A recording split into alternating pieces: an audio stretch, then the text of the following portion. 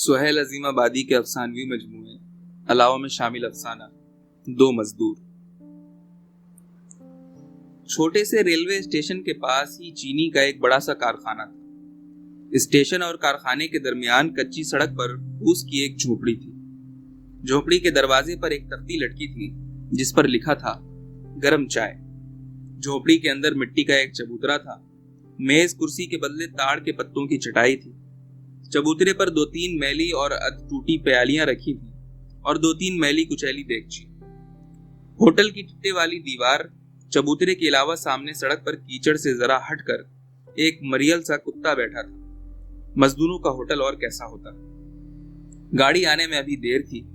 बूढ़ा होटल वाला, जिसकी एक आंख माता मैया की भेंट चढ़ चुकी थी, जल्दी जल्दी पानी गर्म करने की फिक्र में था। कभी वो मैली सी देगची को चूल्हे से उतार कर पंखा चलता और कभी देगची को चूल्हे पर रखकर। कोयला कच्चा था, इसलिए सारी झोपड़ी धुएं से भरी थी। बूढ़ा कभी कभी बेताबी के साथ सड़क पर दूर तक निगाह दौड़ाता, फिर आप ही आप बड़बड़ाने लगता, अब तक नहीं आई हरामजादी। बूढ़ा थक गया। पंखे को अलग रखते हुए उसने परेशानी जाहिर करते हुए कहा, ओह, बुढ़ापे में ही सब दुख लिखा था। इतने में एक बूढ़ी औरत टोकरी में कोयला लिए हुए आई। बूढ़े ने उसको गुस्से भरी नजरों से देखा, लेकिन आहिस्ता आहिस्ता कुछ बड़बड़ा कर रह गया। बूढ़ी औरत ने जरा तेज होकर कहा, तुम्हें तो गुस्सा ही आता रहता है, सब काम भले अपने ही कर लो। बूढ़े ने कहा, अरे जुम्मन की माँ, तुम तो बेफजूल ही बिगड़ जाती हो। देखो नहीं, सबके आने का बेला वक्त हो गया। बूढ़ी औरत मुंह फुलाकर एक तरफ चुपचाप बैठ गई। बूढ़े ने जल्दी जल्दी चूल्हे पर कोयला रखा और जोर जोर से पंखा चलने लगा। आंच अच्छी हो गई तो बूढ़ा जल्दी जल्दी प्यालियां धोने लगा। इतने में कारखाने का बम्बा बजा। मजदूरों को छुट्टी हो गई और वो सब कारखाने से निकले, जैसे रात भर की बंद मुर्गियां सुबह को डरबा खुलने पर।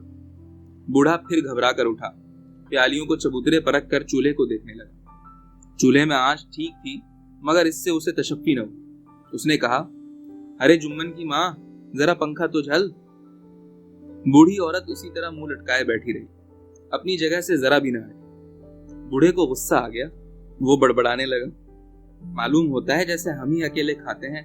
पगली, इसको कोई गरज ही नहीं। आज मेरी आंख बंद हो जाए तो कल ही पता चल जाए। कोई भीख तो दे ही नहीं इस चाल से, बौड़ाई कहीं की। जा हम भी। इतने में चंद मजदूर होटल में आ गए। बूढ़े ने बकना बिल्कुल बंद कर दिया। फौरन आने वालों की तरफ मुखातिब हो गया और लगा आप ही आप बोलने, जैसे वो बारी बारी सबकी बातों का जवाब दे रहा हो। आज तो ऐसी अच्छी रोटी पकी है कि वाह रे वाह, और भाजी तो ऐसी है कि खाकर जी खुश हो जाए। उसको खाकर आदमी घंटों क्या हफ्तों मजा नहीं भूल सकता। बैठो भाई बैठो, सबको देते हैं, जरा चाय का पानी हो रहा है। बूढ़ा फिर आने वाले मजदूरों की तरफ मुखातिब हुआ और सबसे पूछने लगा, तुम्हें क्या चाहिए, तुम्हें क्या चाहिए। फिर किसी को रोटी भाजी, किसी को भात दाल, किसी को गोश्त रोटी, जिसने जो मांगा उसे दिया। उदास झोपड़ी में जिंदगी की लहर दौड़ गई। कुछ देर तक चहल पहल रही, फिर एक के बाद दूसरा उठकर चला गया। सिर्फ 3-4 मजदूर रह गए। बूढ़े ने सबसे कहा, बैठो भाई बैठो, अभी चाय देते हैं। उसने देगची में चाय की पत्ती डाल दी। पानी चूल्हे पर खौलता रहा। बूढ़े ने कहना शुरू किया, आज तो वो चाय पिलाएंगे कि बस रे बस। जब हम मेघले साहब के यहाँ थे भाई, तो एक साहब आया, पार्टी था, बड़ा पार्टी। हाँ, बहुत से साहब लोग आए, मेम साहब भी। बड़ा दावत में हमारे पकाए खाने की साहब लोगों ने बहुत तारीफ किया और साहब ने 10 रुपया इनाम दिया। एक जवान मजदूर बोला, अरे बूढ़े मियाँ, दो जल्दी चाय, तुम भगते हो। बूढ़ा बोला, हाँ बाबू, अभी देते हैं। दूसरा मजदूर, जिसकी उम्र 40 से ज्यादा थी, बोला, अरे बिलाकी, तेरा जबान बहुत खराब हो गया है। बिलाकी ने जवाब दिया, नहीं जमरू भाई, बूढ़ा बहुत बकता है। बिलाकी बिल्कुल जवान था, बिल्कुल काला और हट्टा कट्टा, सर में अंग्रेजी बाल और टेढ़ी मांग, तेल से सर के बाल चमक रहे थे। बूढ़े ने सबको चाय बनाकर दी। जमीर ने बिलाकी से कहा, अरे खांसा माँ जी, तेरे बाप की उम्र से ज्यादा ही हैं, इनको ऐसा कहता है। नहीं जमरू भाई, ये तो खेल की बात है, बड़े मियाँ अपने ही आदमी हैं। जमीर बोला, नहीं, तेरा जबान खराब है ही। अच्छा, कल बाबू से काहे को लड़ रहा था। बिलाकी ने शिकायत के तौर पर कहा। साले ने फिर गैर हाजिर बना दिया जमरू भाई, बड़ा खचड़ा है साला। अरे गाली काहे को बकता है, कोई फायदा होगा इससे बाबू से लड़कर। बिलाकी ने चाय की प्याली उठाते हुए कहा, तो उस साले को क्या मिलेगा, सेठ बाप है उसका, उसी को तो सारा धन मिल जाएगा। 5 मिनट देर हुआ और साले ने गैर हाजिर कर दिया। उस बेचारे का तो काम ही यही है। लड़ाई बुरी बात है, खुशामद बुरामद से आदमी को काम निकालना चाहिए। बिलाकी तुम भी जमरू भाई कैसी बात करते हो, खुशामद काहे की, भीख थोड़े देता है साला।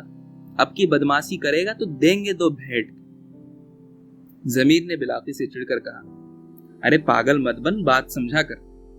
बिलाकी ने तन कर कहा, अरे भैया जो जी में आए कह लो, यूनियन नहीं है यहाँ, नहीं तो 3-4 दिन की हड़ताल में होश आ जाता सबको। जमीर को जरा गुस्सा आ गया और वो बोला, फजूल यूनियन यूनियन बकता है, गरीब को वहां भी कोई नहीं पूछता। अबे हम खुद यूनियन के मारे भय हैं। देख, हमको 60 रुपया महीना मिलता था, हड़ताल हुआ, यूनियन वाले भाग गए, सब साले तो नौकर हो गए। हमको देख, अब 20 रुपया महीना पर सर मार रहे हैं। मुसीबत में कोई किसी का नहीं होता। अबे अब कोई यूनियन वाला पूछने भी नहीं आता। 6 महीना भूख मर मर के काटा है। बिलाकी ने बहादुराना शान से जवाब दिया, बस इतने ही में ठंडे हो गए, काहे को गए थे यूनियन में तब। हम कहें, सुनो, मिल में जब हड़ताल हुआ तो हम भी थे, वहां लड़ाई हो गई, पुलिस ने हम लोग के सेक्रेटरी पर लाठी चलाया, हम झट से लाठी रोककर सिपाही को 2 फेंट मारा। जानो भैया क्या हुआ, हम गिरफ्तार हो गए। सिपाही साला ने हमको थाना में खूब मारा और 6 महीना जेल हो गया। समय आने से फांसी से भी न भागेगा, मगर अपना हक वास्ते लड़ेंगे जरूर, और सब मजूर भाई को मिलकर लड़ना चाहिए। जमीर चुपचाप सुनता रहा, जैसे कोई बेवकूफ आदमी किसी अक्लमंद की बात सुनता हो। बिलाकी इस शान से बोलता रहा जैसे वो किसी अजीमुशान मजमे को मुखातिब करके तकरीर कर रहा हो। जब बिलाकी बोल चुका तो जमीर ने कहा, बोल लो भैया, अभी जवान हो, कोई फिक्र नहीं, आजाद हो, 2-4 बाल बच्चा होता तो मालूम होता। बिलाकी उसी जोश में बोला, ये गलत है, जीता रहे तो देख लेना। बूढ़े होटल वाले की औरत अब तक उसी तरह मुंह फुलाए बैठी थी, कभी जहर भरी नजरों से बूढ़े को देखती और कभी बड़बड़ाती। बूढ़ा होटल वाला जल्दी जल्दी जूठे बर्तन धो रहा था और आप ही आप बड़बड़ाता जा रहा था। जमीर और बिलाकी दोनों ही चुपचाप अपनी अपनी चाय खत्म कर रहे थे। आखिर दोनों की चाय खत्म हो गई। बिलाकी ने पूछा, और चाय पियोगे जमरू भैया? नहीं, जमीर ने जवाब दिया। बिलाकी ने प्याली रखकर जेब से एक टीन की डिबिया निकाली, उससे बीड़ी निकालकर जमीर को दी, एक अपने होठों में दबाकर चूल्हे से आग लेकर जलाने लगा। बूढ़ी औरत बड़बड़ाने लगी, मगर उसने जरा भी परवाह नहीं। बिलाकी बीड़ी जलाने के बाद डिबिया पर लगे हुए छोटे से शीशे में देखकर उंगलियों से बाल संवारने लगा और बाल संवारते हुए बोला, बड़े मियाँ, जमरू भाई का नाश्ता चाय मेरा हिसाब में लिखियो। इतना कहकर वो झोपड़ी से बाहर निकला। बोला, अच्छा सलाम जमरू भैया। फिर दाहिने हाथ से बालों को दुरुस्त करता और मोटी आवाज में, मेरे मौला बुला लो मदीना मुझे, गाता हुआ एक तरफ रवाना हो गया। बूढ़े होटल वाले ने जमीर से नसीहत के अंदाज में कहा, किस बौड़ाहे से बोलते हो भैया? बुढ़िया बैठी बैठी बोल उठी, ई है खराब लौंडा, पगला मालूम होता है। बिलाकी के गाने की धीमी धीमी आवाज अब तक झोपड़ी में आ रही थी।